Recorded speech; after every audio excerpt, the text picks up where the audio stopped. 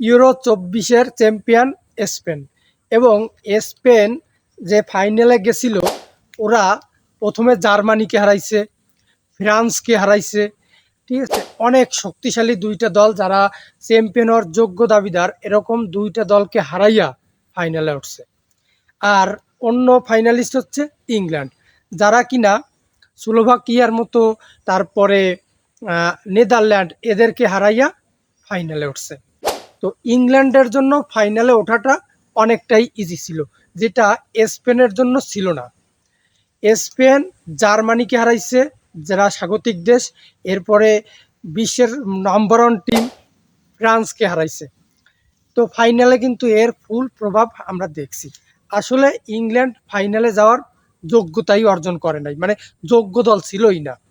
যদি ইংল্যান্ডের আগে শক্ত দল পড়তো, যেমন জার্মানি বা ফ্রান্স, তাহলে অবশ্যই ওরা ফাইনালে উঠতে পারতো না। ফাইনাল ম্যাচে ভাই এত পরিমাণ জঘন্য খেলাইছে ইংল্যান্ড, যেটা আসলে কল্পনার বাইরে।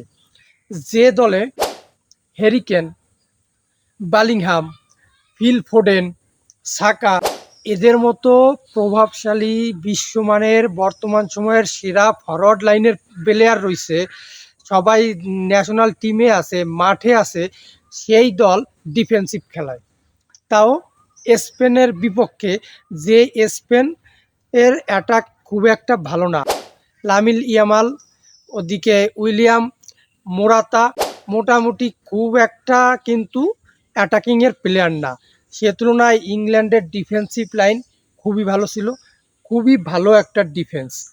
তো সেই ডিফেন্সিভ টিম নিয়ে ফরওয়ার্ডে এত মাস্টার, এত দুর্দান্ত, তো সেরা সেরা প্লেয়ারকে রাখা ওরা ডিফেন্সিভ খেলছে।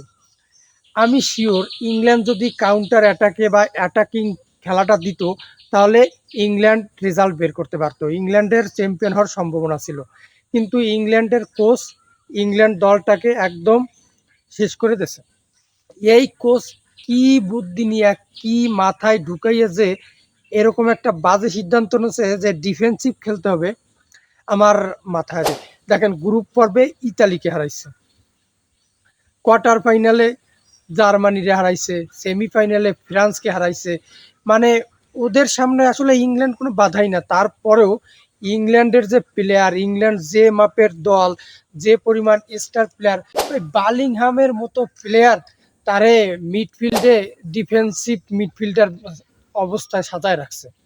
সাকা নিচের দিক নেমে যায়, হ্যারি কেন কি করে না করে, অ্যাটাকে যায় না, দুম করে।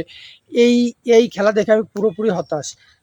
সত্যি কথা বলতে, কোপা আমেরিকা আর ইউরোর খেলা, এটা হলো আকাশ পাতাল পার্থক্য। ইউরোর খেলায় হচ্ছে গতি, লং পাস, অ্যাটাক, এইগুলো ইউরোপে দেখা যায়, যেটা ল্যাতিন আমেরিকায় দেখা যায় না। ল্যাতিন আমেরিকায় কুতকাত কুতকাত করে ধীরে ধীরে ব্যাক পাস দিয়ে টিয়ে খেলে, ওদের খেলা আমার ভালো লাগে না। কিন্তু ইউরোপের প্রতিটা ম্যাচ আমার কাছে ভালো লাগে, কারণ দেখেন জার্মানি যে ম্যাচে হারছে স্পেনের কাছে, ওই ম্যাচটা জার্মানি যে অ্যাটাক দিছে ভাই, প্রতিটা অ্যাটাক এক একটা গোলের সুযোগ।